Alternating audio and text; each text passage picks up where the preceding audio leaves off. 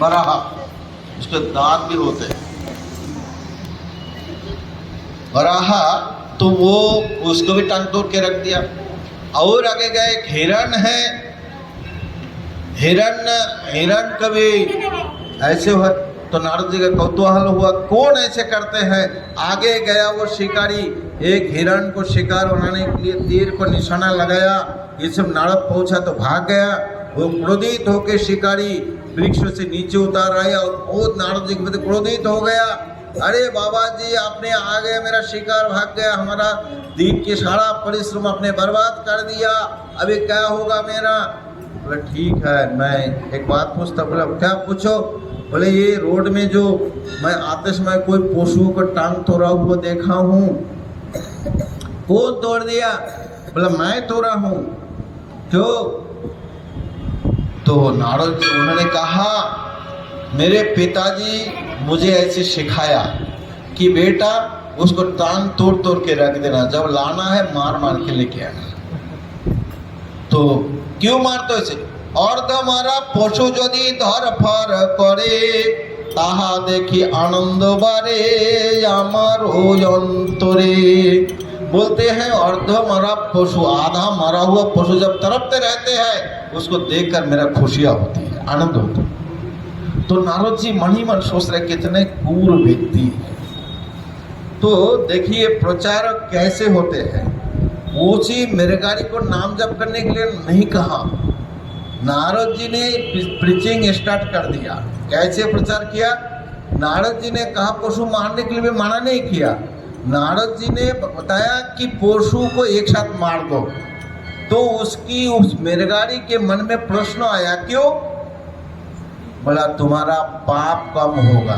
पाप क्या चीज होते हैं। पाप, तुम्हारा पाप। बोलते तुम जैसे पशु को टांग तोड़ तोड़ के मारा है, ये सारा पशु मनुष्य बनेगा, शिकारी बनेगा। तुमको उतनी पशु का जन्म कम से कम लेना तो है ही है, ज्यादा भी हो सकता है, तुम्हें भी ऐसे टांग तोड़ तोड़ के मारेगा। तो राजस्थान में तो अच्छा तो है, इतना पशु नहीं मारते हैं, इतना पशु इधर आओ तो इतना दिखाई नहीं देते। तो इसी प्रकार वो मारेगा तुमको। तो लेकिन दूसरा का तो गर्दन उड़ा देते हैं, लेकिन अपने लिए अपना उंगली काट के देखो थोड़ा कैसे लगता है। तो नारद के वो मिर्गारी की बोला ऐसे होगा। बोला हाँ, इससे कैसे बचेंगे। बोले तुम हमें दान दे दो, क्या चाहिए, चमड़े चाहिए और मीट चाहिए, क्या चाहिए बोलो। बोला नहीं, तुम्हारे धनुष दे दो, धनुष तोड़ दो। बोला मेरा बिजनेस कैसे चलेगा, मैं खाना पीना, हमारा वंश परंपरा ऐसी है, पशु को मारना हमारा कैसे चलेगा। तो बोले तुम मेरी एक बात मानोगे। बोला ठीक है मानूंगा। तो बोले पाप से बच जाओगे। हाँ हाँ बच जाओगे, कोई बात नहीं। तो आप पूछ बच्चे हैं। बोले बच्चे नहीं, मैं हूँ, मेरी पत्नी है। तो बोले ठीक है, धनुष को तोड़ देना, जो चमड़े वगैरह जो भी है बांट देना, किसी को दान कर देना। ये नदी के तट पे कुटिया, चंबल नदी के तट पे कुटिया बना के दोनों पति पत्नी बैठ के हरि नाम जप करना, खाना मैं पहुंचाऊंगा। तो नारद जी की बातों से वो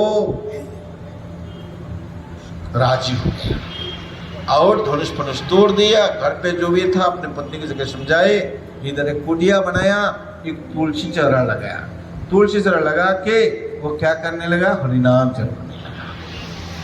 और गांव में जब पता चला कि अरे मिर्गारी साधु हो गए, चलो उनसे मिल के आते हैं। भैया खाया कि नहीं। नारद जी कहा कि मैं खाना पहुंचाऊंगा।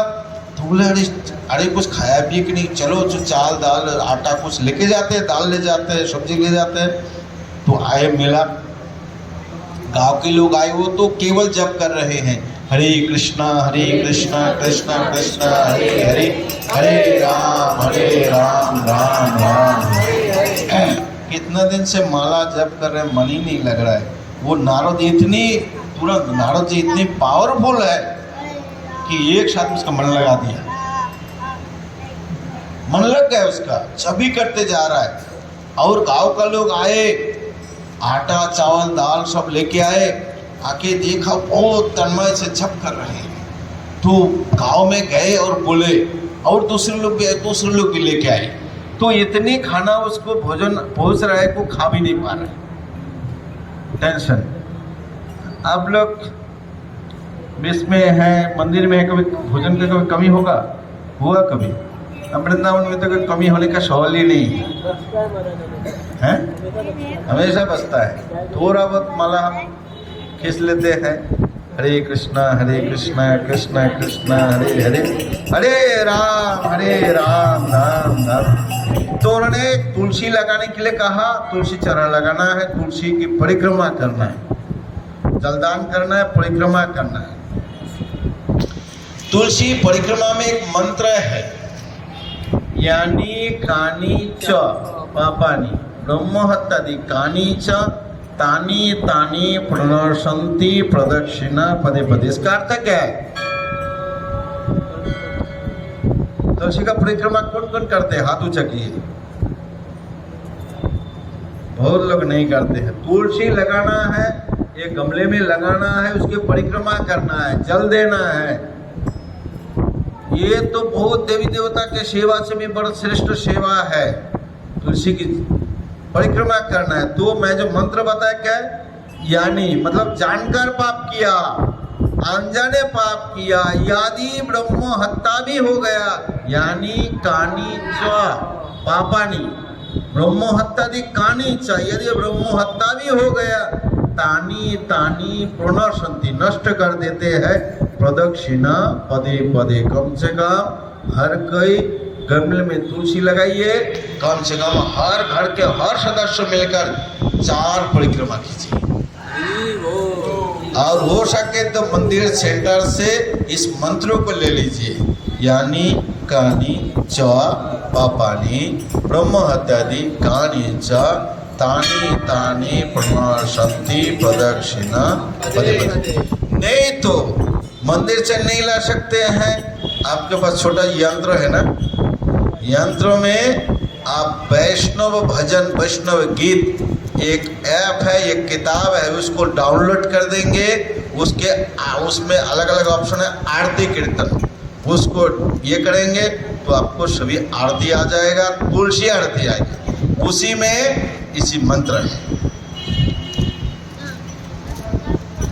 तो उसको जब करेंगे, इसको करेंगे तो मिर्गारी ऐसे करते करते उनके हृदय की भावना इतनी परिवर्तन हो गया। जब परिवर्तन हो गया, नारद ऋषि की मित्र है पर्वत ऋषि को लेकर नारद जी आ गए, वो उसके अपने डिसाइपल शिष्य के पास, मिर्गारी के पास।